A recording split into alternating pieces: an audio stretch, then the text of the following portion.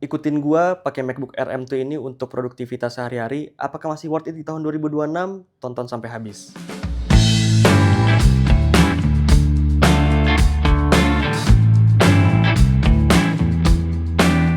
Yes, ini adalah salah satu device yang paling sering gua pakai setelah handphone. MacBook Air M2. MacBook ini bukan keluaran baru. MacBook ini diproduksi tahun 2022 yang mana udah 4 tahun lalu.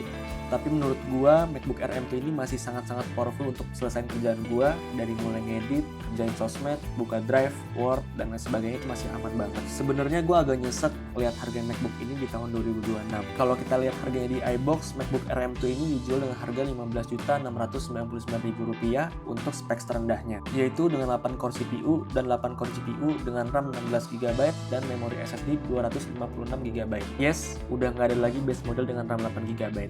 Ini yang bikin gue nyesek. Dulu MacBook ini gue beli di harga Rp19.999.000 dengan spek 8 core CPU dan 8 core GPU dan RAM 8GB serta SSD 256GB. Oke, beralih ke experience. Experience yang paling melekat pada MacBook ini adalah, yes, MacBook ini gampang banget kotor sidik jari. Tapi jujur, menurut gue ini bukan masalah yang besar, walaupun agak sedikit merepotkan gue sih untuk selalu bersihin MacBook ini. Dan Apple ngeklaim bahwa masalah ini sudah diatasi di MacBook Air M3 yang katanya menggunakan lapisan coating yang lebih bagus.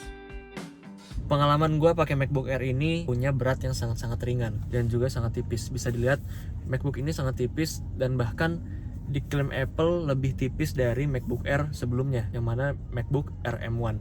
Maka dari itu, ini menjadi salah satu faktor pilihan gua kenapa gua pakai MacBook Air M2. Tentunya ini sangat fleksibel. Ini bikin gua makin gampang untuk bisa kerja dimanapun. Untuk diangkat satu tangan ini oke banget. Menurut gua MacBook atau laptop dengan diangkat satu tangan dan sepowerful ini menurut gua worth it ya untuk kalian pakai di tahun 2026. Oke, sekarang gua akan kerja di cafe. Gua habis gym, yang mana setelah ini gue akan jelasin performa MacBook ini seperti apa dan pengalaman gue seperti apa gitu. Jadi tonton terus sampai habis dan stay tune terus.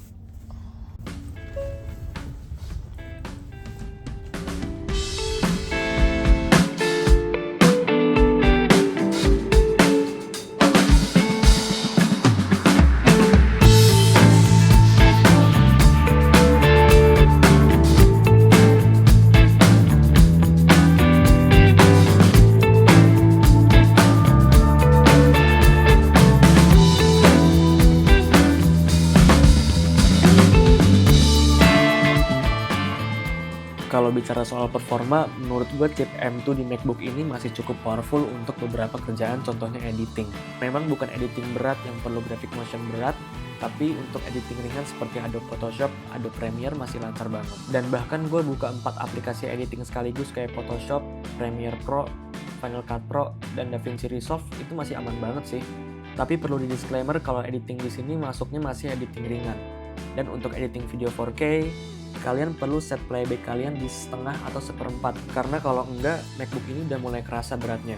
Dan ada satu hal yang perlu diingat kalau MacBook ini tipe Air bukan Pro, yang berarti fanless atau tidak ada kipas pendingin. Sepengalaman gue pakai MacBook ini cukup adem sih, tapi mungkin kalau saat rendering video 4K yang lebih dari 1 menit akan baru terasa hangat di bagian bodinya. Tapi balik lagi, menurut gue ini masih sangat bisa diwajarkan karena memang MacBook ini fanless.